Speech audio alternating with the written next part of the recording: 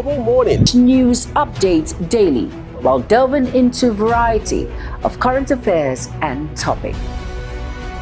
And at the same time, keeping you well informed about important events, both national and international.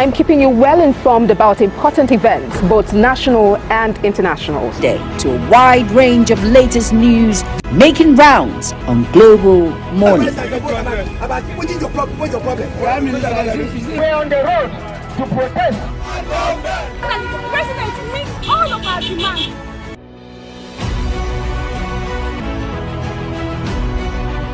This is Global Morning.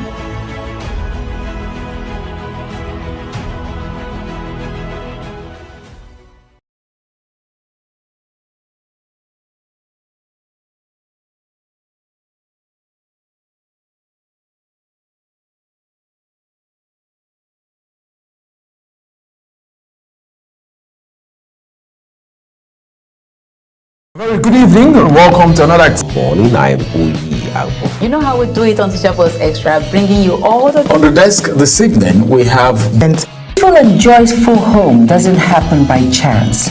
It is built on... Women can rise beyond traditional boundaries to claim their rightful place as... Very numerous committee, about more than 12 committees. Festival is a program that comes to you once in a week at about this time where we'll look into issues and discuss them. It gives you the opportunity to... World leaders in United Welcome Nigeria. to Entertainment Circle. And trust me, today you're about to get entertained. Hello everyone and welcome to the program Talk Sports here on Global Television. One of them is that platform where we bring young and talented artists. Stay tuned, stay inspired, stay with Global Television on DSTV Channel 365, on Star Times Channel 276.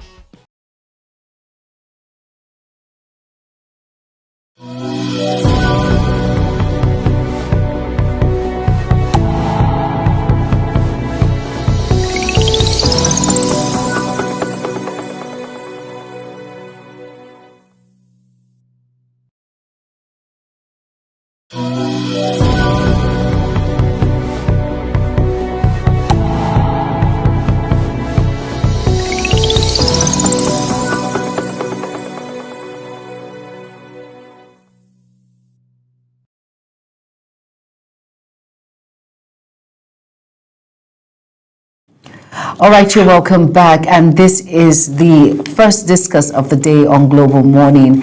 And of course, today we're going to be looking at a very interesting topic. It's all about the New Year address by President Bola Ahmed Tinubu.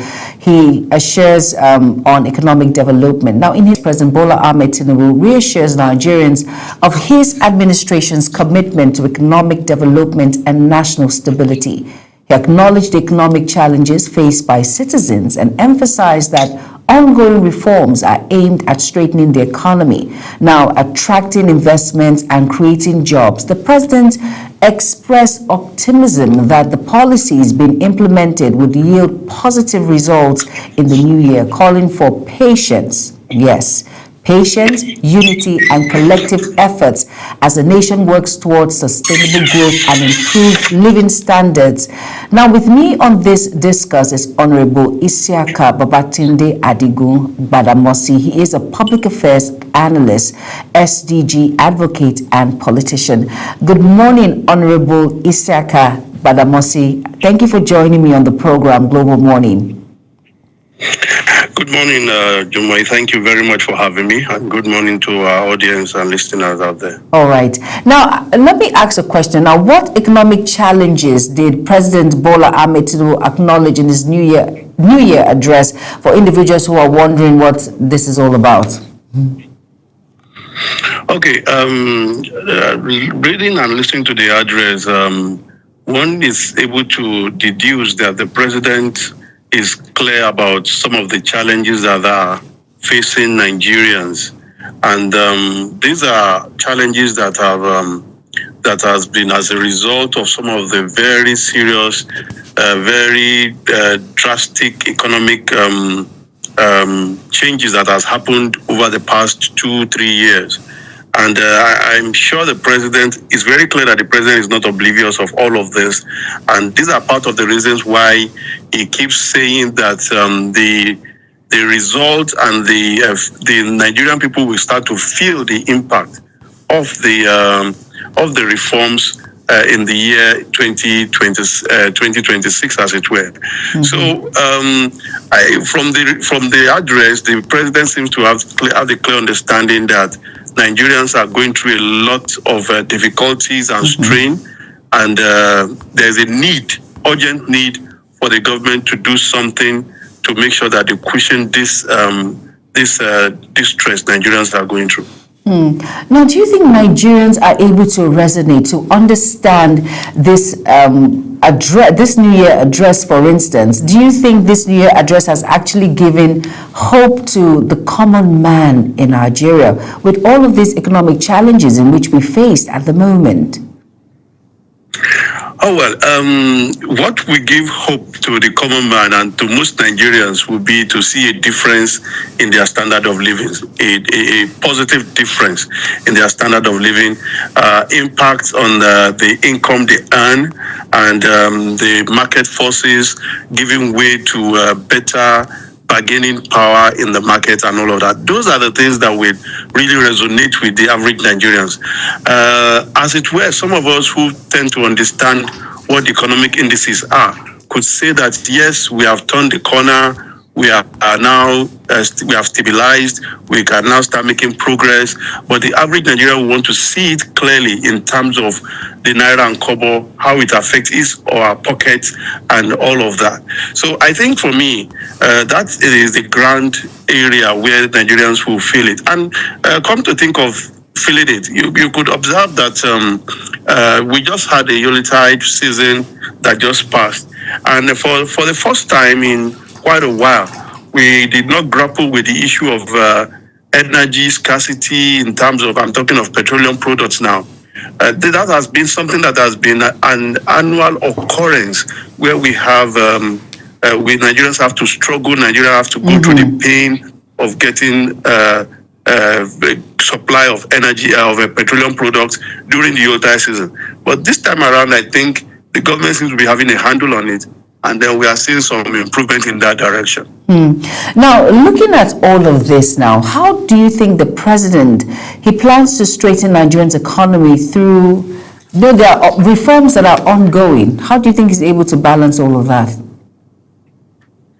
Oh, well, the ongoing reforms, first let me mention the fact that there are some interesting gains that we have seen in the economic sector. And sometime this time last year, or maybe about a year and a half ago, the inflation rate in this country was over 30%. And when the president came out with the last budget, I'm not talking of not 2025 budget, I mean now.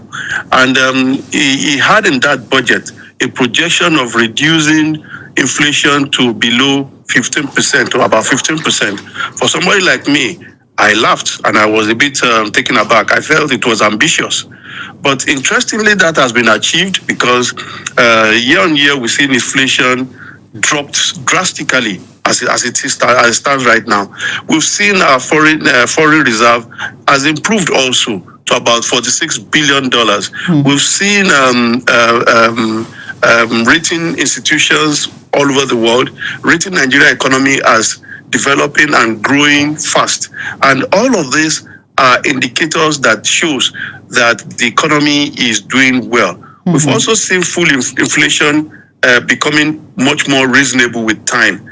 Now, one of the things that is very, very clear is the purchasing power of Nigerians and the fact that the jobs are not really there as it is right now.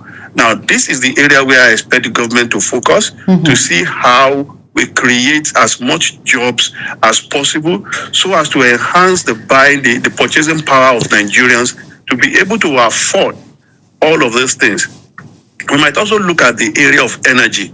We've seen that over the years, Nigeria has come from the angle of being a net importer of petroleum products to a net exporter of petroleum products. We have petroleum products in this country today that can satisfy the domestic requirement of the country, and we have enough even to export out of the country. Now, that for me is a contribution to the inflow in terms of balance of sales. You can see year on year, as at the third quarter, as looking at the balance of sales, you see that Nigeria economy has been in the positive. It means that we have exported more than we have imported, which is the right way to go, and that tells us that the economy is really taking shape, and we look forward to it impacting positively on the Nigerian people.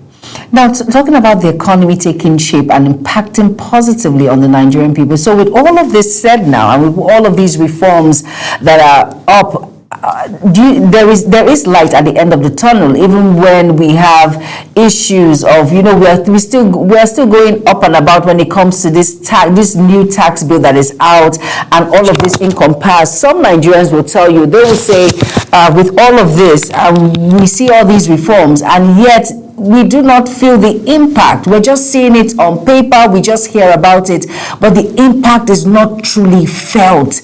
What would you make of that, Honorable Isiaku? Oh, well, I won't agree that the impact is not truly felt. But some will say, for as much as you make all of these reforms, and yet it's not felt. I just mentioned the aspect of the availability of petroleum products right now, and availability at even a cheaper rate compared to October, November this last year. Let me just interject a bit. Let me just interject. I'm really sorry, Honorable Isiaka. But at the same time, for as much as we see availability of petroleum products in all filling stations, but yet there is still high cost of transportation. Have you noticed? Okay. That's one of the impacts I'm talking about. Exactly. Now, you see, these are the issues we talk about. It's in the very instance you have an adjustment in rate of maybe the pump price of petrol at the station. You see the transporters, the marketers, and all those that are within the economic space. There will be an increment in all the goods and services. But the very instance you see a drop, you don't see a corresponding change in that. True. So that is us as Nigerians. For me, I think we should be much more patriotic. We should also see how we help the government to make things better. If maybe before this government came in, we were buying petroleum product at 200 and something, 250 naira or thereabout per liter, and today, at the time, it went to about 1,150 naira, 1,200 naira per liter from the stations, and today it has come down to as far as 750 or 740 naira per liter. Those are changes in the system, and we should see that translate in the transport sector. We should see that translate in all other sectors. The question is, why are we not seeing it? It tells me that those in the public space, Nigerians, are not reflecting this. But the areas we can see it reflecting is in the area of food inflation. Food inflation some 1 year back or 1.5 years back was through the roof. But today, we have seen a drop, even in the Yuletide season, a drop in food inflation, such that Nigerians are to some extent comfortable enough to be able to afford some basic things they can survive with. I'm not saying it's a wuru. What I'm saying is that Nigerians will also need to act in a patriotic manner to be able to support the economy to grow and to succeed. I completely agree. Now, Honorable, let's go back to the address now. In what ways does the address highlight importance of attracting investment? Okay, I want to believe that what the president, in reference to a number of things in the address, and for me, looking at the economy the way it stands today, it's such that it provides a very good level playing ground for investors to come into the economy. And I want to mention the recent aspect of the recapitalizations of banks, which the CBN is proceeding with. Not too long ago, we got to know that over 16 banks have recapitalized. to what is required of them by the CBN, and the other ones are being encouraged to do so. Now, for me, that is something that would give investors in Nigeria and even coming from outside the confidence that yes, there is a very strong economic backbone in terms of the banking sector to be able to support whatever they're going to do. Now, I also want to look at the area of ease of doing business, and that has to do with the issue of this tax reform we just mentioned earlier. The ease of doing business in Nigeria, if you look at the Nigerian business space, there are so many taxation all over the place. Sure. And with the tax reform coming in force, I think that we address a lot of these areas, and we make doing business a lot more easier for people who are in business. And for me, I think it can only get better with time. Now, people have said so much about the tax reform bill and some people talking about whether it is suspended or not. I think that you cannot get a perfect system overnight. If you have to keep trying to achieve it, and when you have you observe any kind of gap within that system, you amend it, you tinker with the law. And that is why we are human. We need to continue to improve on whatever it is we do. To throw it down, I think the area of agriculture is very, very important. And for me, I think the state governments should be encouraged to do more in these areas. I know there are state governments that are doing very well in the area of agriculture, but we should have other states too participate actively in the area of agriculture, because this is the sector that employ a very huge number of Nigerians. We talk so much about mechanized agriculture, but I tell people that mechanized agriculture is not something that will sustain the Nigerian economy. What sustains the Nigerian economy today is subsistence agriculture. And we need to identify ways and means of encouraging and supporting those in subsistence agriculture to be able to do well, create value-added chain in the system, so that we can have mini production or semi-processed products from the farms, so we can have proper storage, so we can add value to these products. And at the end of the day, it will be a win-win for the farmers, for the nation, and for the government, as it were. All right, Honorable Isiaka, I want to ask a question now. Talking about, let's just hammer a bit on the tax reform bill. Do you think Nigerians, we do not really understand what this is all about, and that's where there's so much tussle, or will I say so much argument when it comes to tax reforms, when it comes to our monies in the bank, the deductions. People are really not aware. There's no awareness when it comes to understanding that, according to our dear president, it's for our future generation, it's for the economy. But do you think Nigerians, they do not really understand the importance of the tax reform bill that has come to stay? Okay, the tax reform bill was passed and signed into law sometime in June 2025. And the government said then that the implementation would not take off on the 1st of January 2026.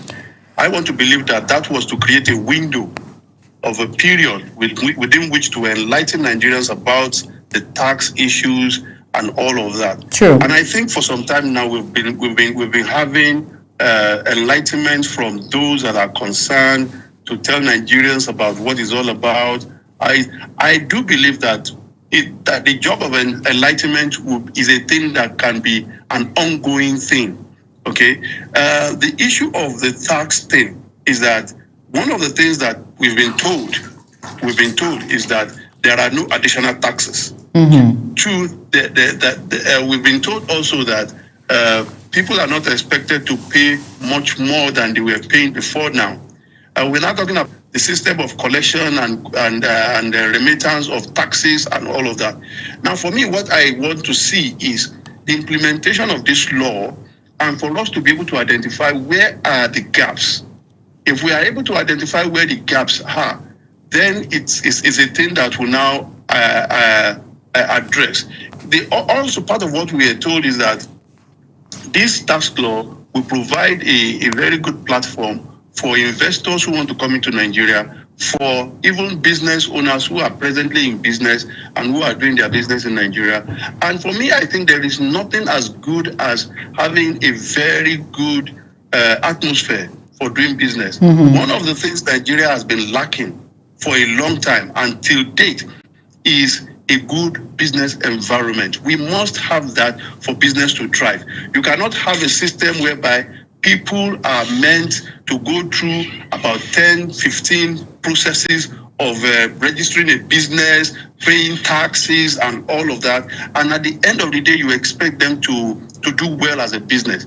Those are things that will scare people out of business. Business and investment must be made easy and lucrative for people to go into, create jobs, and be able to enhance the economy. So for me, the tax bill, I think, is something that we should take the words of those that are speaking to us about it and then hold them to their words when the time comes. If we are not seeing, if their words are not collaborating with what they have, what the implementation is, so we can have an amendment or adjustment to the law if need be. Now, on the Blueprint newspaper, on a newspaper review segment, I read a portion that says NAS, that's the National Assembly, makes copies of gazetted tax reform laws available to public. Now, what is your take on that? Like you said before, since June, and now they're just bringing it now to the public. And of course, this particular tax policy has already kickstarted, according to our president, 1st of January. Do you think, what do you make of that, really? I think it's an exciting news to have the gazetted copy published by the National Assembly. I think I've said severally that the National Assembly has a duty to rectify or straighten out wherever there are issues within the system as regards this tax bill. Now, what is the reason for this? This allegation of discrepancies in the gazetted and the passed bill was brought to the fore by a member of the National Assembly. And I think it's a duty on the National Assembly to ensure that Nigerians are in the know about whatever has happened. If we now have the gazetted copy in the public domain, and we also know that the National Assembly has its own passed copy, then it can be compared if there are discrepancies, really. So I think that the National Assembly, and there is a committee also that was set up to investigate and report back. I have not seen the report of that committee, and I'm looking forward to that. And I think that committee should hasten its job in good time, so as to ensure Nigerians that this tax bill has not been tampered with, or to inform Nigerians that it has been tampered with X, Y, Z, and these are the solutions to the problems. Okay, fantastic. Now let's go back to the address, the New Year address by our President Bola Ahmed Tinubu. Now, how are the proposed economic policies expected to create jobs for Nigerians? Because, that's a major problem in Nigeria when it comes to unemployment. The youths, that's the easy way the youths will tell you they're frustrated, and that's why they go into substance, some go into Yahoo, some go into cybercrime, all of this encompassed. Now, how is this proposed economic policies expected to create more jobs for Nigerians who did not, quote and unquote, japa? Okay, most Nigerians cannot japa. That's the fact we must face, because those that are living, most of them are those that have some good money to do that, and so for us that cannot live, we have to do the best to see how we make the country better. Now, talking about what are the things that I think now, for me, one of the things you must look at, besides job creation, those that are even having a job today, what is their purchasing power? We must address some of these issues, and that is where sometimes I always take a swipe at the Nigerian Labour Congress, and I'm an advocate of decentralizing the labor institutions so as to have every sector negotiate its benefit directly with the employer. Now, because what you have today, or even those that are in employment, is what they are taking, whatever they are taking home, is it enough to take them home? Can it take care of their bills? Then you now have to look at investment in the country. People coming to invest in the country. If people are coming to invest in the country, do we have the requisite manpower? I cite example of the Dangote refinery, where it is said that there are a number of saboteurs in the system who try to do things to bring down the refineries. The question is, would that not be a setback for those who want to go into investment? Now, all of these are things the government must look at and see how they encourage Nigerians and see how we develop the manpower in this country. Now, I've mentioned the area of agriculture. Another very interesting area is the area of telecommunication and the use of the internet, digitalization, and all of that. These are areas where the young people, are more interested in. And there are a lot of remote jobs out there that Nigerians can key into, young Nigerians can key into. They don't necessarily have to go to other countries. You could be in Nigeria and do remote jobs and earn good pay. So how is the government looking in this direction? I'm talking of the Ministry of Communication and something economy. I think digital economy. Digital economy. You must look at how do we harness these areas? How do we make sure that all of these remote jobs that are all over the world, we have competent hands that could key into them and get these jobs and earn foreign exchange for the country. We must also look at the area of tourism. For me, and unfortunately, talking about the area of tourism, we are having these challenges in terms of security and all of that. But look at what happened with what we call the 30 December in Lagos, and how it has affected and impacted the economy of Lagos State and the surrounding states in Lagos. Now, that is tourism. How do we get more states to go into that? There used to be a time when Governor Donald Duke, the former governor of Cross River State, came up with what you call the Calabar Carnival, which lasted a full month. And it used to be virtually everybody that lived in Calabar as at that time would renovate their houses and make it available as accommodation and hotels for people coming in for the carnival. Why can't we have something like that in other places, replicated all around the country? These are the things that will directly impact the economy, the local economy of the people.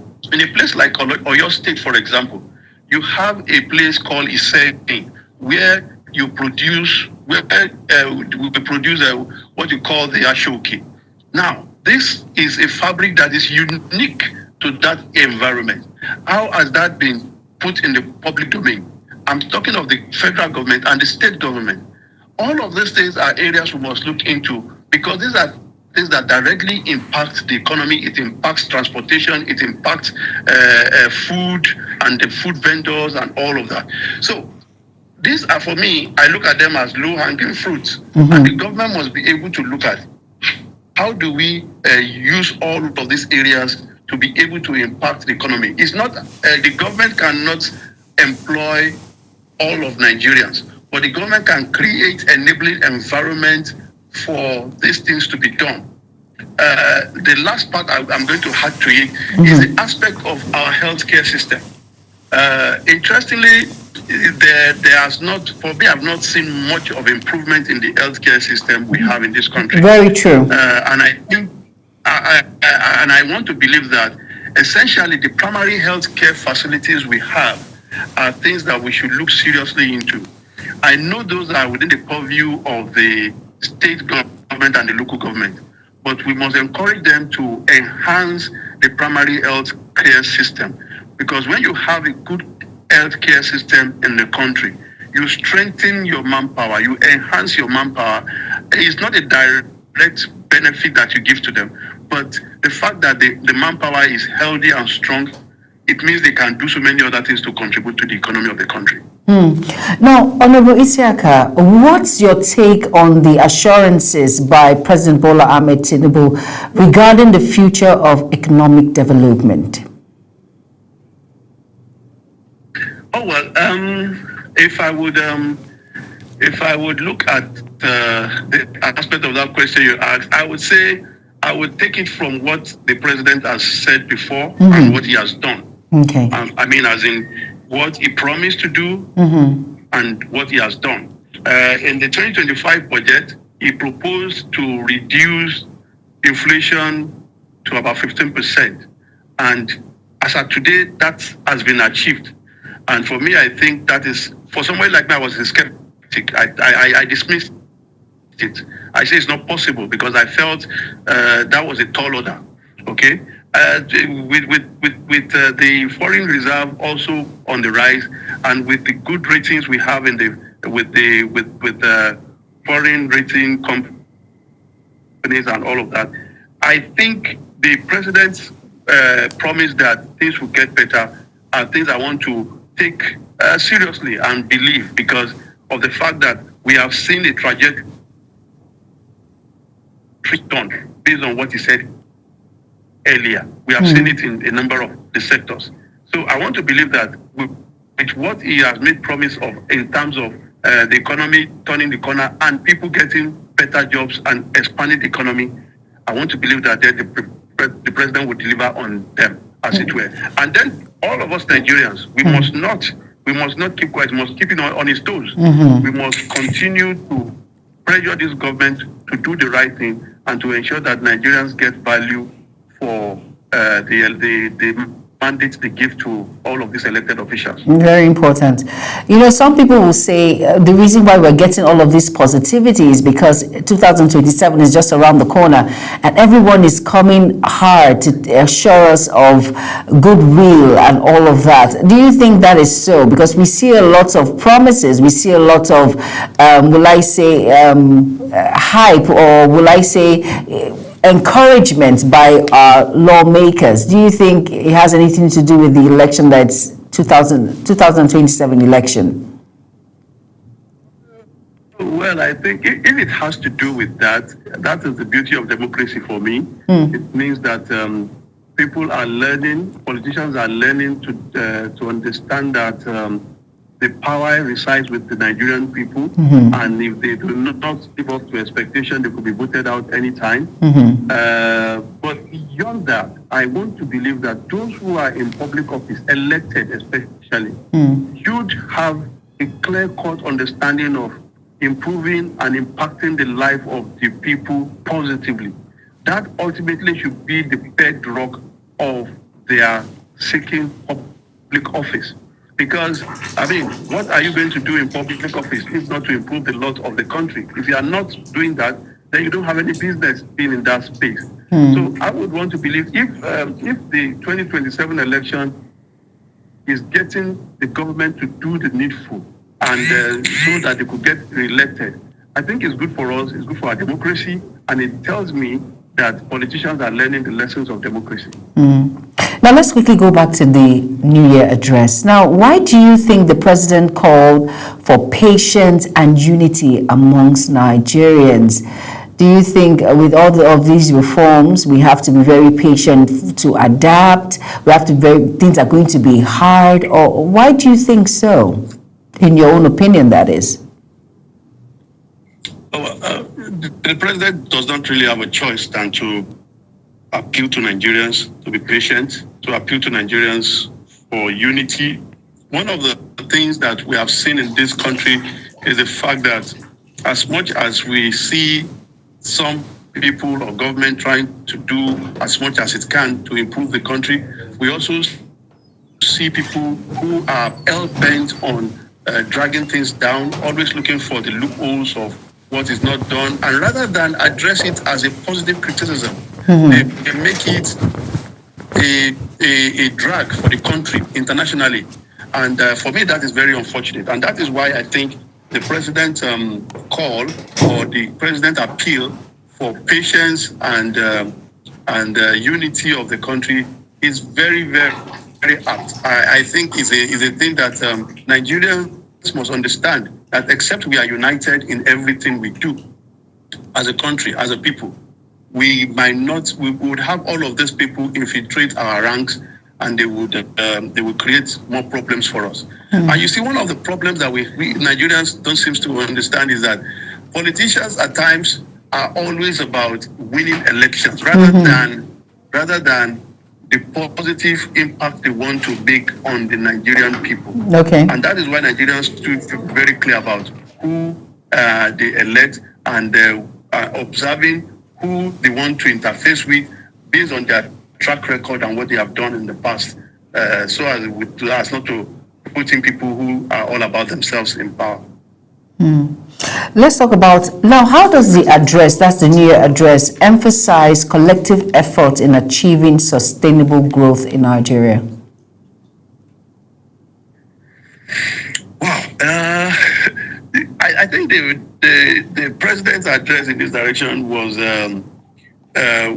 looking at synergizing all of the various sectors to be able to achieve a growth that would be that is not going to be subject to any reversal.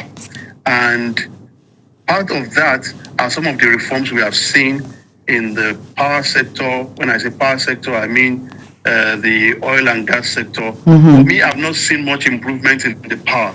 That's electricity. Electricity, I think, has been a very serious challenge. And I think the government needs to put much more drastic measure in place to address that area. Then the area of getting people to buy into the idea of how do we progress as a nation, how do we get the economy out of the woods and all of that is a thing that is collective.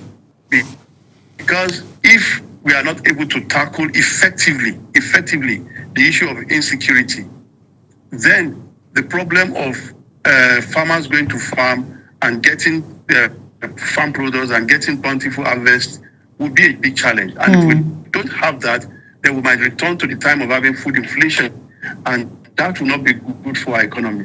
So for me, I think that the government must be looking in the direction of synergizing all the sectors to be able to, because they all affect each other, be it the security sector, the internal security, the external security, the agricultural sector, the tourism sector. All of them are interwoven and they affect one another. So for us to be able to achieve sustainable economic growth, all of this sector must be synergized together to ensure that all of them are working towards the same goal and to achieve a sustainable and not reversible economic development. Right. Interestingly, in the past three quarters, we've seen a GDP growth of about 4%, 3%, 4%, and that tells me that by the end of the year 2025, Nigeria must have recorded maybe about 4.something% growth in its GDP, which for me even surpasses what was in the projected budget the last time. I think we can only get better with a properly synergized system. All right, Honorable Isiaka Agbadamosi, let's quickly delve into Rivers State now. Let's talk about the Governor, Siminalayi Fubara, and of course the FCT Minister, Yose Wike, this rift that is ongoing. Do you think we'll ever see the last of this rift between Governor Siminalayi Fubara and the FCT Minister, or will continue going back and forth, or this is just an election propaganda or something? Well, Rivers State is very controversial. Is an interesting place. Very controversial and interesting. Yeah, but you see, politicians must be very clear in their understanding, and they must be able to read the handwriting on the wall. I expected that Governor Fubara would have taken lessons from what has happened before the suspension of the governor of the government, and upon the return, I expected that he should have shielded his sword and look at how to improve the state how to improve the lot of the River State people and focus more on his core mandates and the responsibility he has in the state, rather than throwing tantrums and trying to have banter with Wike. I don't think that is necessary at all. You see, one of the things I do know in politics is that you don't start a party you cannot win. Exactly. The truth is that Jason Wike is a political, you can call him a political field marshal. He has been in the field for a long time. He knows the field. He is responsible for bringing in Siminalayi Fubara into government. So he has deep-rooted structures within the state. He has built bridges. People are networked around him. Loyalist. You don't start a party.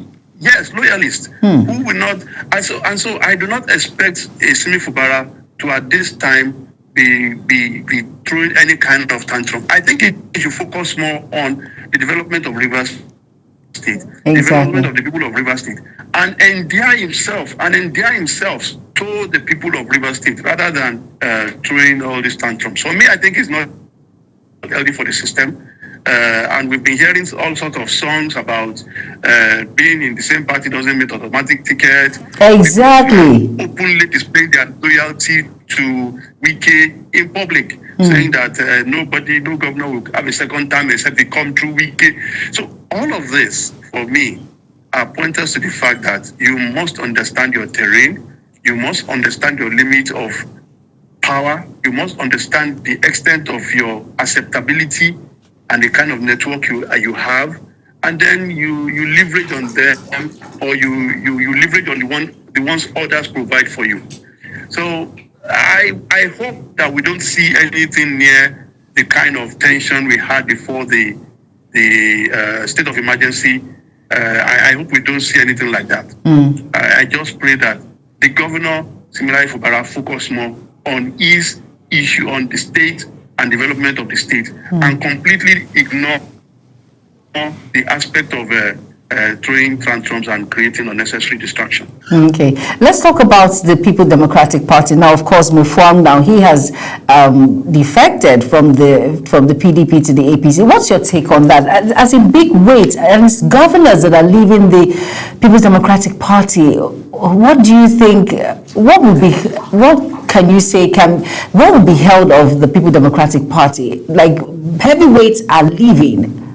Really, heavyweights are leaving that party. The defection is real now. Now, Mufwang has left. What's your take on that? That is something big now.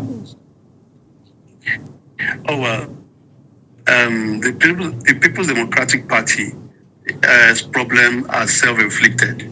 They created the problem themselves. They have deliberately refused to solve the problem, and they have continued to exacerbate that problem. And no sane politician will stay in a platform that is so unstable. The People's Democratic Party, for me today, is like a quicksand. Anybody who step into it is bound to sink. So the leaving of exit of Governor Mufwang,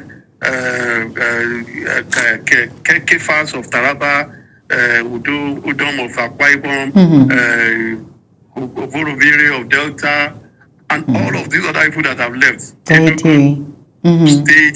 I mean, is a pointer, and Osun State, Adeleke, is a pointer to the fact that there are fundamental problems that are in the PDP, and the actors have refused to resolve them. The actors, and I keep saying that in politics there are no permanent enemies. These are facts of politics. There are only permanent interests. All that they needed to do is for them to call themselves together, sit down, and resolve their issues, enter into a bargaining, enter into an understanding, and be truthful and sincere with themselves. This is what they need to do, but they are not ready to do that. And I keep saying that, I've said this severally, that they are deliberately denying Nigerians of a viable opposition against the APC. And it's a deliberate thing they're doing. Unfortunately, I am a bit uncomfortable that we don't have a strong opposition, against the ruling party. But it's like the members of the People's Democratic Party are the ones that are deliberately making the party weak. As of today, the People's Democratic Party seems to have died already. But the thing is, Honorable Isiaka, don't you think it's too quick to judge? 2027 is, for as much as we think it's just here, I know we're in 2026, don't you think that something big can just happen like a bang? Looking at the FCT minister saying that he is a card-carrying member of the People's Democratic Party, he's going nowhere. Well, we know how politicians can be, we do not know.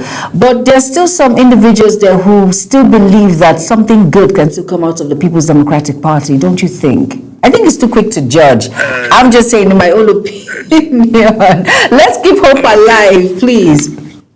Let me say this, Juma. The thing is this, in the political life of Nigeria, when you get to this point, this is the year before the general election. And the People's Democratic Party is having all of the issues they're having. They have gotten to a point of no return. As far as I'm concerned, they are at the point of no return. And that is why you see all those governors leaving. Because they know that there is no solution in sight. Because they are convinced that if they stay in that party, then their own political future is jeopardized and might sink along with that of the party. Now, Governor Muftuang is a first-term governor and he's seeking a re-election, a second term. To seek re-election. Today, you have a Ekiti State election coming up, and the preliminary list of contestants from the state excluded PDP. PDP does not have a candidate. That is a reflection of what you will see in the general election.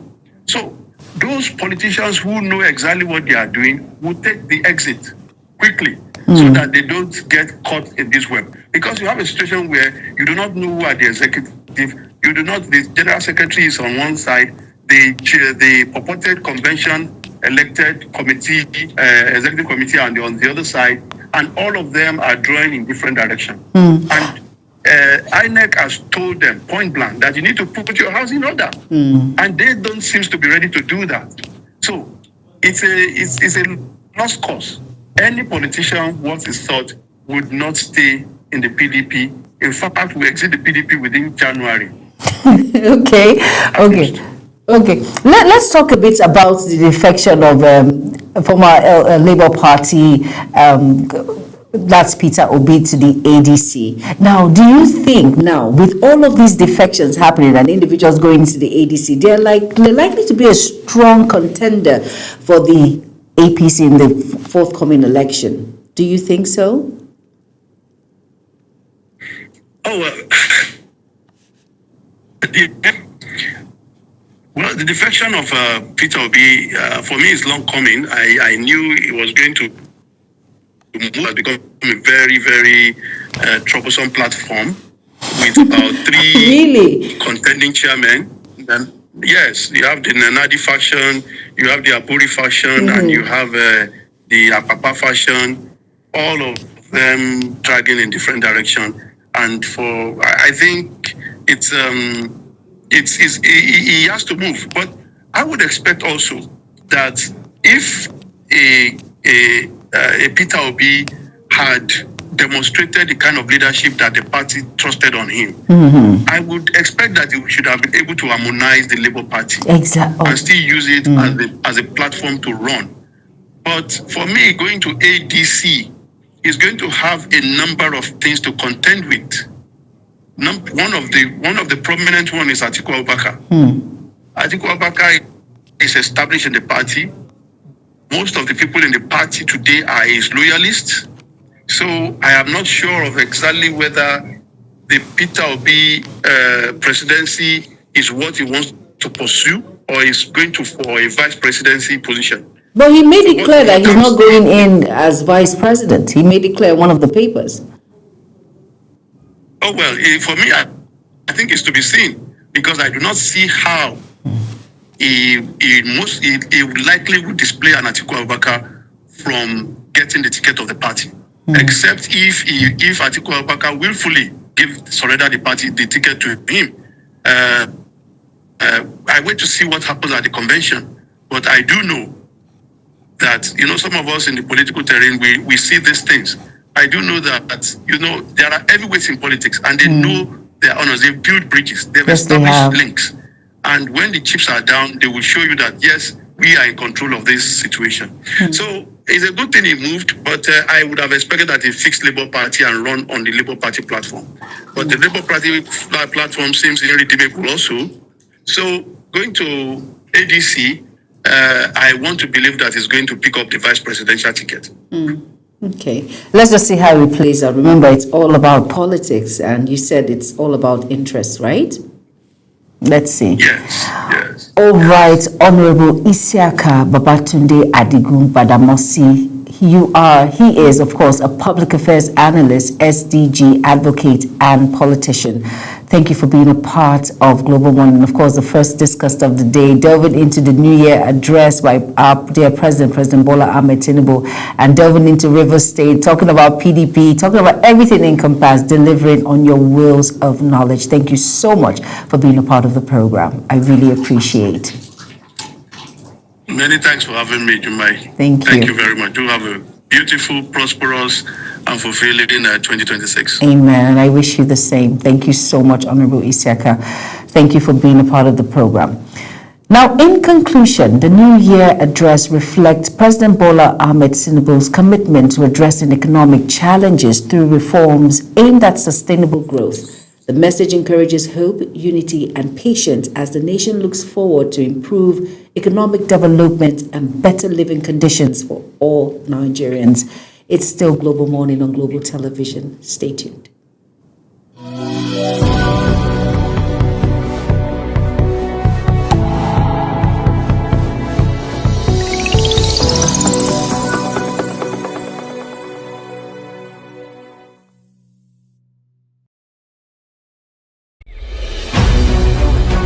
Global Morning is your top morning show here on Global Television. We bring you fresh news updates daily while delving into a variety of current affairs and topics. And at the same time, keeping you well informed about important events, both national and international. Global Morning serves as a valuable source of information, helping viewers like you start your day well informed. Stay connected from Monday through Sunday to a wide range of latest news making rounds on Global Morning. We're on the road to protest. The president meets all of our demands.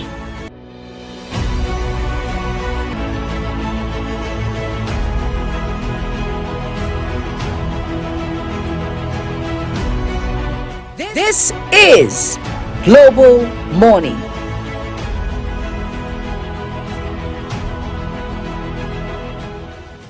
Very good evening and welcome to another exciting edition of Big Talk. Tonight on the program. As always, it's a pleasure to have you. Join us here on Global Morning. I am Uyi Alpo. You know how we do it on Social Post Extra, bringing you all the... On the desk this evening, we have very topical issues to discuss. And of course... Welcome to your parliamentary program, The Parliament. Peaceful and joyful home doesn't happen by chance. It is built on... Men can rise beyond traditional boundaries to claim their rightful place as... Very numerous committee. About more than 12 committees. Festify is a program that comes to you once in a week at about this time where we look into issues and discuss them. It gives you the opportunity to... World leaders in United Welcome Nigeria. to Entertainment Circle.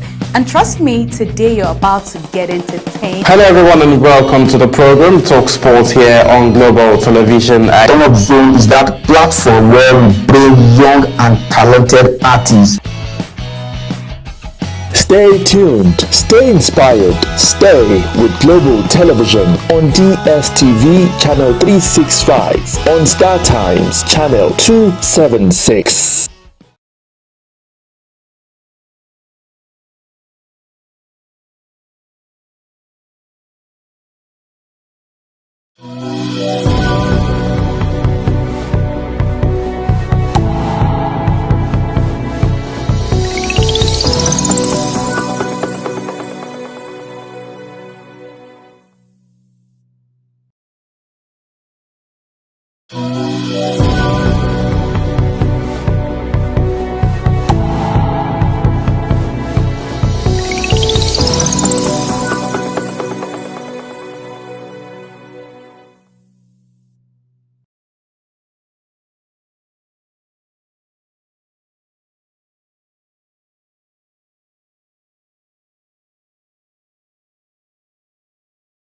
We'll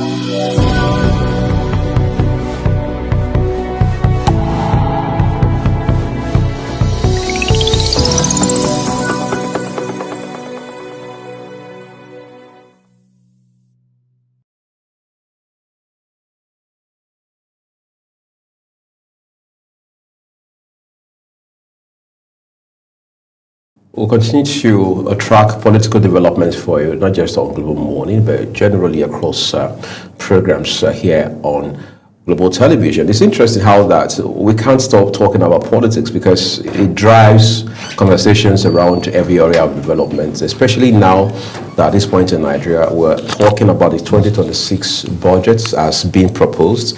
Hopefully, the legislature, that's the House of Representatives and the Senate, will resume in the next couple of days, at least in the month of January, and then begin to look at the proposal as presented by President Bola Tinubu on the 18th of December 2025, taking up the work from where they had left off. The only challenge now being that we still have to drag the 2025 budgets in terms of its implementation all the way through the entire first quarter of this year, effectively terminating all else equal again at the end of March. But there had also been concerns raised around the priority areas, health, infrastructure, education in particular. But what can we do? Let's see how much of work federal legislators will do in this regard to help to strike some balance and where necessary reset priorities. But health is number one. We can't take that away. No, we have to be healthy. We need to have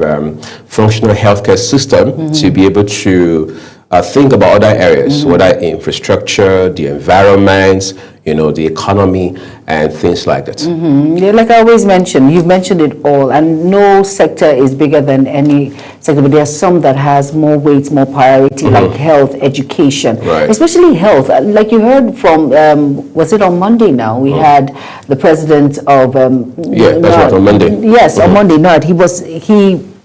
I interviewed him, and he spoke about these issues when it comes to health, where what is not due is given to what's due to them is not given to them, and it's just unfortunate that this is where we are with, and that is why lives are being lost on a daily because we do not have the right equipment, we do not have the capable hands. He spoke about brain drain. Some of these doctors are exhausted, and yet some of these doctors can't even pay their house rent. They think about fees, they think about all of these basic amenities, and these are doctors we're talking about, and they have allowances that have not been paid. You have interns that pay their transportation, and you know how it is. I spoke to my guest, Honorable Isiaka Badamosi, and I said something. I said, for as much as we have fuel all over the place, there is still high rise in transportation, and he says we have to be patriotic, and I'm wondering how, where these transporters would tell you it is still the same fare. Like, for as much as all sectors are important, priorities need to be made to some that serve as, as the closed door between you and I, that help us to live and to be better on a daily. So we really have a lot to do when it comes to these issues at hand. Like I said, all sectors are important, but let's look at health, let's look at education, let's look at all of these things encompass. Very important. It's also a bit of pretty much a disturbing issue when you look at the brain drain aspect of this conversation, Jumari. I mean, you see the number of doctors that leaves this country on a year-to-year basis. Those numbers don't look good, really. No, they don't. In the interest of Nigeria, right? They don't. And you're asking yourself, what are the incentives that pull them out of the country? Whether they are going to the US, they are going to the UK, Canada, Australia, or even Saudi Arabia, for example. Of course, it is not peculiar to Nigeria. We've seen that happen across countries within the continent. For example, sometime in 2009, Ethiopia had more doctors from Africa, more doctors exported than they had in Ethiopia. Now think about that for a second. So these are Ethiopian doctors. That's an African country. Right. I mean, an East African country. Yes, right? it is. Ethiopia trains doctors. These are Ethiopian doctors, born, raised, schooled in Ethiopia. But then you have the bulk of them. You have much more of them moving to other countries, particularly the United States and the UK, than you have in Ethiopia. So are we supposed to spend the whole time asking ourselves, why do we have far less number of doctors in our country than those who have left the country. So it raises the need very urgently to address the underlying factors. First, do they have the environment, the conducive environment? Do they have the welcoming environment?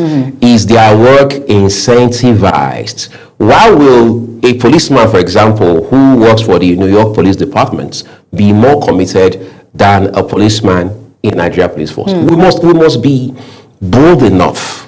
We must stop living in denial about these things. The same thing goes for the health sector. Beyond doctors, the other professionals within the health sector. Of course. What are we doing about them? What does a doctor receive, for example, let's not even go to the US. What does a doctor receive in Qatar, in Saudi Arabia, in Bahrain? These are Middle East countries or Gulf countries, as they're called, vis-a-vis what they earn in Nigeria or the average African country, whether it's Egypt, Algeria, or South Africa. We must ask ourselves. The argument has been advanced that, well, in the case of Nigeria, the doctors are not patriotic enough. Are we not once training you? Your education is almost free. What we charge you is rock bottom, the cheapest perhaps everywhere in the world. Why then would you graduate and leave? That's one conversation we have had, Joma, in our lifetime in this country. A health minister of a very senior professor, one-time vice chancellor of a leading African university, who said on live television that there's no rule that says if you study medicine, you must be a medical doctor. After all, Nigeria already has much more doctors than it will ever need. You saw how I sounded when I landed? That's how depressing. It sounds, even to hear it is really depressing. Right, that's how it's depressing. very sad. This was not coming from me. It was not coming from my colleagues. It was coming This is from the someone health that's minister. Yes, exactly. Himself a professor of medicine. Himself a former university vice chancellor. Not just a university, Nigeria's leading university. So when you piece all of these together, the puzzle you solve is one that takes us perhaps several decades back. So how do we evolve a forward-thinking approach to how we deal with all of these issues? I think it is beyond what you pay doctors. I think it is more about how you make the environment welcoming. Conducive. Exactly. Who says Nigeria cannot attract doctors from other countries? Who says a doctor somewhere in East Africa or Central Africa cannot wake up and say, rather than go beyond this continent, Nigeria is my destination. And they come here and they don't want to go back. The first time I had a tooth extraction was in 2008, at the twilight of that year, right? The second time was very next year because I was having it like back to back and stuff. But here's the real gist. By 2009, this was a teaching hospital. The doctor, himself a consultant, because he had all of these young student doctors around him, calling him chief. In fact, some of them were even practically afraid to go close to him because he was a very, very senior doctor. Really? But God, you're gracious. That guy complained all through the procedure. He picks up a tool, he looks at it, this not working. He picks up a tool, this not working, He was complaining about virtually everything. Now, it was more like I had this mixed feeling about, first of all, why are you complaining? You worked here long enough to know how these things work. All right, we're dealing with this together. But on the other hand, I could relate with his frustration. I could relate with his frustration because I realized that the man knows his job. The man has been trained. The man is virtually an authority in the field. But then it doesn't even have the basic tools to work. And here's a patient in front of him. Here are young, promising doctors looking up in front of him. So what's he supposed to do? So I come back there, for example, the next year, they tell me this particular gentleman doesn't work here anymore. He has moved to Canada. And I say, this man is not patriotic. How can he just leave his fatherland? Let me just say something with what you just said. That is why we have so many deaths in hospitals. Have you realized? And nobody's talking about that. You know why we can't not talk about it? We always turn the tables on the doctors. What was he doing? What was the doctor doing? It was negligence of sport. Exactly. Now, have you asked yourself as an individual, do they have the right equipment? I have seen, there was a time my aunt was about to give birth in that hospital. I think I was in secondary school then. We had to turn on, was it phones? Because the generator wasn't working, so they had to. That was how they were able to. That was how she gave birth. And that was an extremely delicate procedure. What did you say? It was so dangerous. That was it. So sometimes They do not have the right equipment. Right. The facility is nothing to write home about. And that is why you see so many doctors, because they want to save lives and they're passionate about their job, they try to manage the situation. Sometimes it's out of their hands. Right. But have you really thought about it? These doctors do not even have the right environment. There was a post, there was this post on social media, and I think she's sickle cell anemic or so, and she says they waited for hours for a consultant to come. And when the consultant finally came, the cubicle in which they sat, they were squeezed into that. It was heartbreaking for me, because I just said, these doctors should be given what is due to them. See, these are lives we're talking about. I always say, Jumai Mantle will always say, all sectors are important. Please don't, I'm not saying this is better than this, but priority must be given to the ones that serve us like neighbors. And health is one of them. People die on a daily. Road accidents, mortality rates, we see that a lot. From, you were talking about, people die of toothache, haven't you seen? So these are things that are very important. So when the doctors are out and talking about these issues, I think we should take it really seriously. I think we don't. And that is why we're so lackadaisical. We keep going back and forth with this. And it's just unfortunate. This is what it is. Last year we spoke about the same issue. I can remember on multiple 2002 we spoke about this issue. 2003 we spoke about this. 2004 we spoke about 2005. And I'm afraid that 2006, we will still speak about this issue if the needful is not done. It's just unfortunate this is what it is. And that's why you see doctors, because they are brain drained, they give wrong prescriptions sometimes. They are human beings. Can you blame them? So please, we have a lot to do when it comes to that. Negligence and the lackadaisical attitude on how we treat our doctors. When they go abroad, that's why they don't want to come back, because they wonder, oh my goodness, is this what I am entitled to? This is what it is. I'm a doctor. This is like that. Saying that, you won't be ashamed to say I'm a doctor when you're abroad. Like it is something that is of value and all of that. But Nigeria, how can you say you're a doctor when you can't even pay your bills? How can you say you're a doctor when you're come on. The work you do is not reflected in the quality of life you live. Come on. And that's why with the slightest snap of a finger, any opportunity, whether it's an African country that can pay much more than Nigeria, he's going to go. Jumps on the next plane. Or what do you say? Even if it's by road, let's just get there. Let's just go. That's why I'm getting paid and there's respect attached to my profession. Are you kidding me? I'm out. That is it. It's quite shameful, Jumai, because now we're talking about doctors in particular. Like I highlighted a while ago, you have a bunch of other professionals in other specializations within the healthcare sector, right? You have the nurses, you have the radiographers, of course, you have pharmacists, exactly, and then you have one of the lab scientists and what have you. 1 minute it is the medical doctors going on strike, whether it is the resident doctors or all of the doctors, including consultants. At another time, it is the nurses, it is the midwives, it is the other guys who do the technical work, the laboratory guys, the engineers and so on and so forth. How is it that we cannot galvanize these issues? We cannot articulate these problems. I mean, Nigeria is blessed with some of the smartest people on earth across different fields of human endeavor. How is it that we continue to play these hide and seek with our healthcare system? It's crazy. One time, I mean, you were talking about doctors who live here to go practice abroad. It will shock you to realize that there are some who live here to go do even menial jobs. So some of them, they do jobs that are a radical departure from the field of medicine where they have been practicing for years.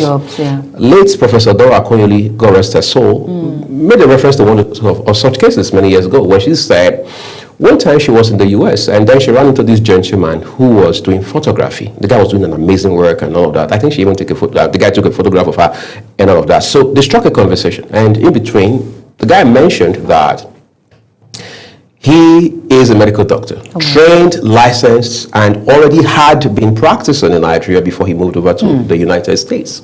However, he got there. Of course, you can't just jump into the field of medicine. No, you cannot. It's not a Nollywood story. Of course. And then he takes the photography. You want to pay bills. You want to be able to make two ends meet and stuff like that. But the guy quickly realizes that his passion was even more tilted in favor of photography. So he stays on it, trains, gets certified, and then, as I said, the rest is history. So Professor Akonyili says to him, why don't you come back home, get reintegrated into the health sector, This guy says, medicine is behind me now. I mean, why am I laughing at this? You know, really? because Are you kidding me? The guy had come to realize, I mean, true life story, right? He's already in the promised land. He can't come back. So he realizes that we die here to see. Don't say it that way. No, that's the, you see, people are first human beings. Oh my God. People are first human beings before they're anything else, right? Of course. We are seeing in this country a senator crying on the floor of the Senate when issues of insecurity were being discussed. That was the human side of him. That was not the politician in him. That was not the guy who wants to win election in him. That was the human being. That was the real Nigerian in him that cried, right? It's not to say that those who didn't cry didn't feel the pain, but he was particularly moved by those discussions. Of course. So we must become human at some point for some reason. For example, if there's turbulence on an airplane, the human side of you shows up. It doesn't matter whether you're a prime minister or a king. All right. So it's the same thing with these professionals once they leave here, and we must be careful. We can't continue to allow these problems stack up. You know, in basic psychology, we are taught that it is one thing to have a problem, but it is far worse when you have a problem that has a pattern. You realize that it was like that 50 years ago. It was like that 49 years ago. It's been like that every year.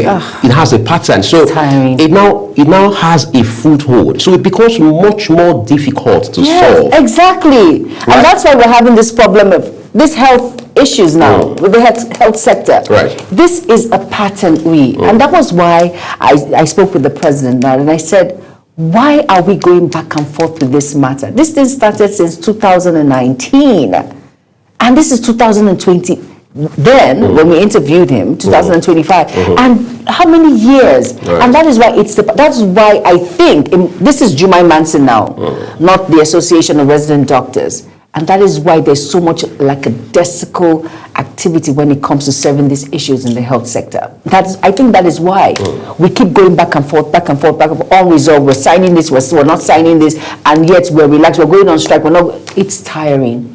And guess what? It's taking a toll on you and I, Nigerians. Because at the end of the day, if these doctors decide, all of them, some are so empathetic about this job that they still want to stay and they still go to work every day. They still try and help because they're human. So it's not going to be fair if they see someone in labor and they're just standing there while on strike. They cannot. They will still act. And that is why maybe that's why they're taking for granted so much. You know, I've heard a narrative about people saying, well, these doctors who work in public health facilities, don't they have private practice, blah, blah, blah. If that even, I mean, without conceding, if that even is a problem, are we not supposed to have regulatory entities, all right, that help to beat such professionals or practitioners?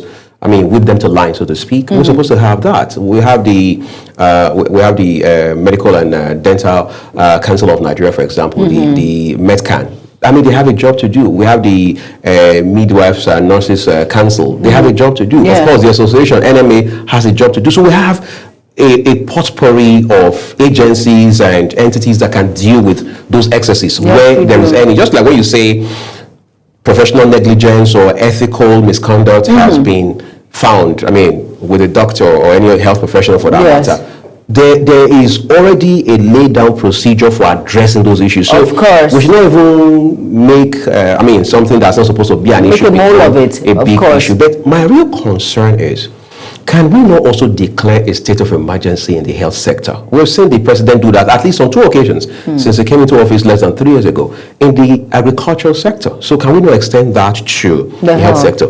We saw a state of emergency in Rivers State, just one state out of 36 states. So can't we bring that same energy to the health sector? I'll tell you something real quick. So my wife delivers a baby safe and sound. All right, so it's time to do the paperwork and have them released or discharged, as we say here. So I'm looking for the doctor or the officer who should do all of this, and then somebody points me to the doctor. Apparently, the doctor is busy shuffling tasks and stuff. So he eventually waits for a second, and I say to him, "Doctor, my wife and baby are fine. We ought to have left here since yesterday. Please get the paperwork done so we can leave." The guy says, "You guys don't have a problem. Your wife is sound. Your baby is safe." He said, "Babies are dying upstairs. We need to make that a priority number one." Oh my goodness. Real life story, my experience. At that point in time, I tell myself, if I have to be here for 1 more week, it doesn't matter anymore. I mean, what am I supposed to do? Tell the doctor to put mine on the front burner. But the man is putting in front of you a real life case. Exactly. He says there are babies dying upstairs. He didn't say you have more babies upstairs. He says you have babies dying upstairs and you're complaining about living with your baby who is healthy, your wife who is safe and sound. These are pathetic stories that should make us say, look, let's shut down this country until this issue is resolved. It's how you deal with problems everywhere in the world. China has done that with the economy. Singapore has done that with its economy. The US, even under Donald Trump between 2017 and 2021, had also done that. Yes, they have.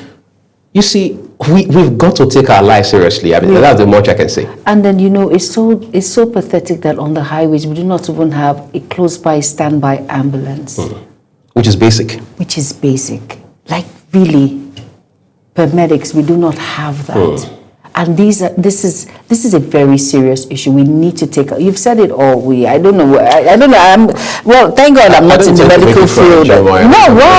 No. It's just unfortunate. This is what it is, and people have died out of negligence, carelessly. If a doctor was there at that point, sometimes the margin is just 5 minutes.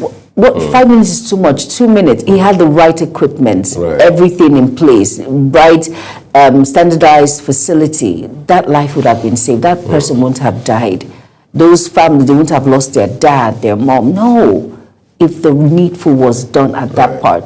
Just carelessness and, of course, negligence caused all of that. And can you blame these doctors? Like they said, they are human beings. And that is why, so if they're telling to you and you're having typhoid and they say it's malaria, don't blame them, because they have a lot that they're dealing with in their hands. If the environment was conducive, hey, what I was expecting when I spoke about this issue in 2023, I won't forget with Anthony Momodu, I said something. For as much as our doctors, individuals in the health sector are going out of the country, using the word jackpot, the ones that have decided to stay behind, what can we do?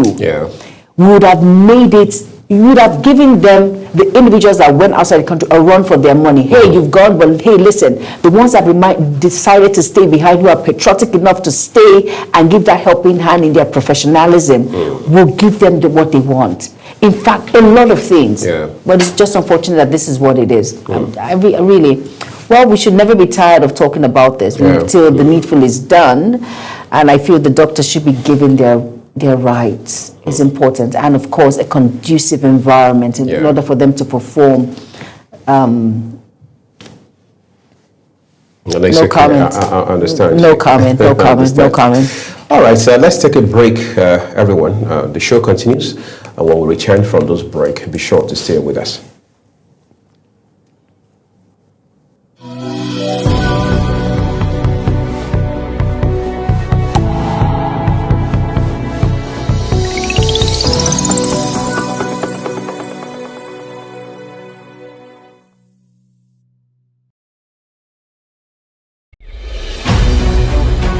Global Morning is your top morning show here on Global Television. We bring you fresh news updates daily while delving into a variety of current affairs and topics. And at the same time, keeping you well informed about important events, both national and internationals. Global Morning serves as a valuable source of information, helping viewers like you start your day well informed. Stay connected from Monday through Sunday to a wide range of latest news making rounds on Global Morning. We're on the road to protest. And the president meets all of our demands.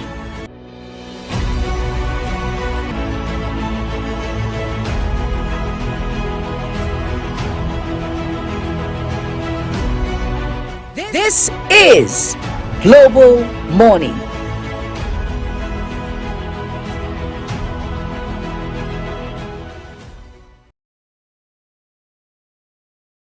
Very good evening and welcome to another exciting edition of Big Talk. Tonight on the program. As always, it's a pleasure to have you join us here on Global Morning. I am Uyi Alpo. You know how we do it on Social Post Extra, bringing you all the... On the desk this evening, we have very topical issues to discuss. And of course... Welcome to your parliamentary program, The Parliament. Peaceful and joyful home doesn't happen by chance.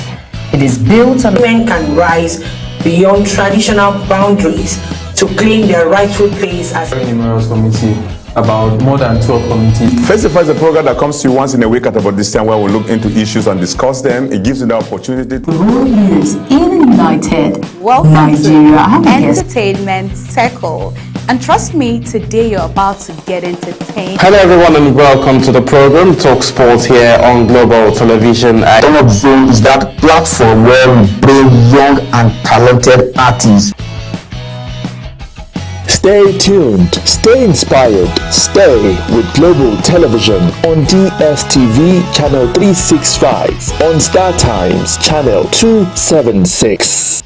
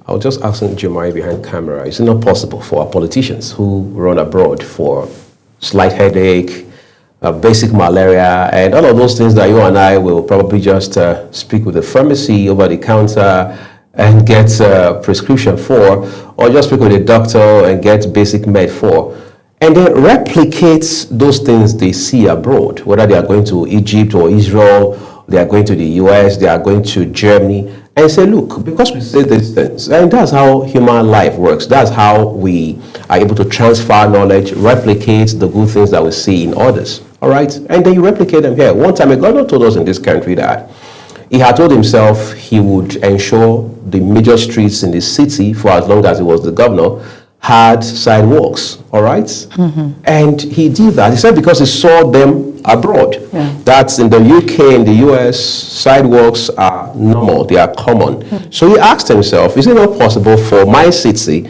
or the capital city of my state to also have something like it? Is basic. It's like saying, Joma always stretches her shirt very well. Let me also learn from her. And you replicate it. And the other person replicates it. It's the way it works. But you are asking yourself, what prevents these politicians, whether the president, the governors, or the minister of health, for example, from doing the same when they come here? When you say somebody is the special advisor, for example, to the president on health matters, what exactly is the kind of advice they are giving to the president? Exactly. What is the quality of advice?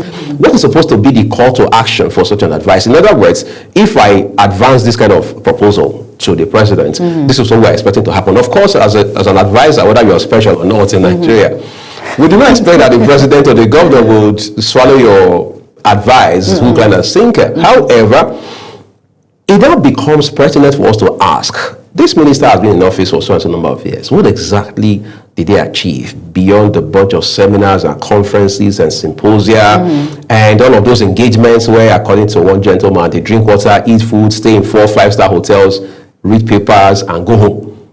You see, we must ask ourselves, in the lifetime of an administration, how does the local health facility in every local government across all the 774 benefit from this? Is very important. If a governor, if a president have to stay in office for 4 years, or better still for 8 years, and we do not see some sort of elevation, as it were, in the standard of local health facilities where you have primary health care, and in the quality of service that it gets therefrom, we must ask ourselves, are we progressing, are we stagnant, or are we being retrogressive? That's food for thought, though. And I think you've thrown it to individuals who are responsible in that aspect. And the truth is, we have a lot. I think it's all about a reflection on where we are. I would have thought that COVID-19 would have been an eye-opener for us. But did he open our eyes? No, no. COVID-19, where whether you had issues that had to do with health, whether you are a government official, lawmaker, you stay put in your country, you ain't going nowhere. That would have been the edge. We're all locked down. Oh my God, that would have been the breaking point that individuals would have come together and said, hey, you know what?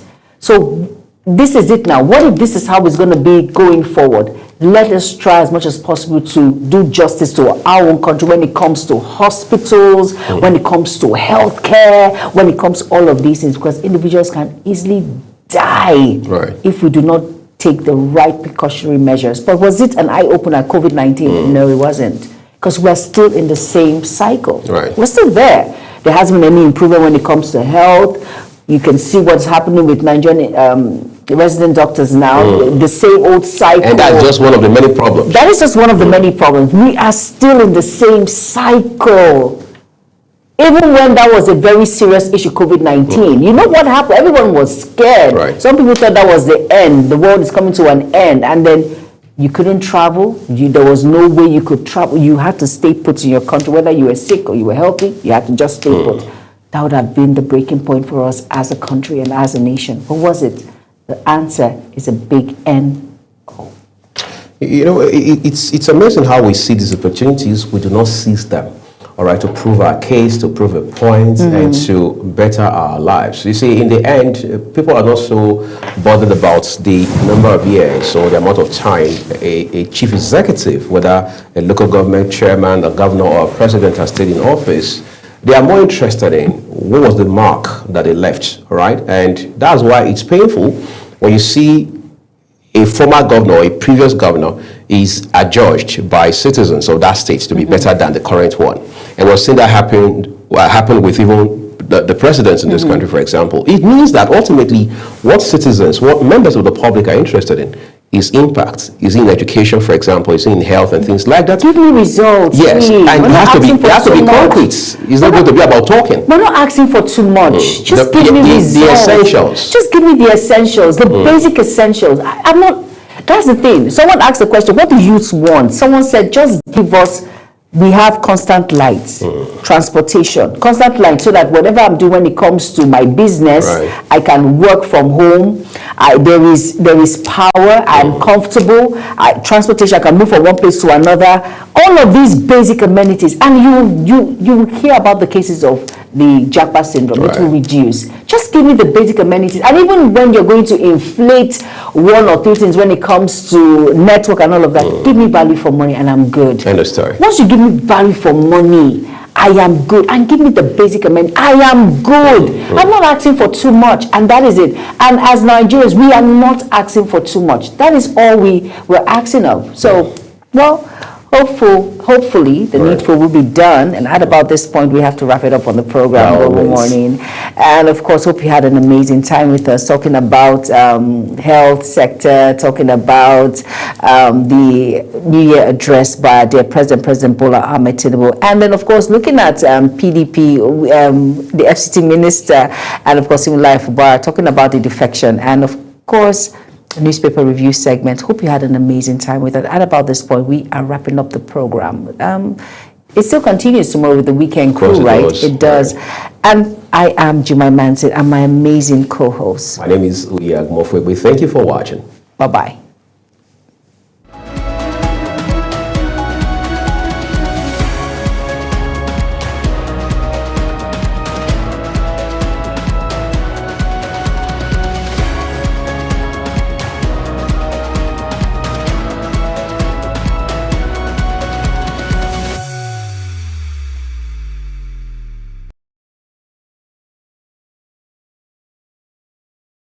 Yeah.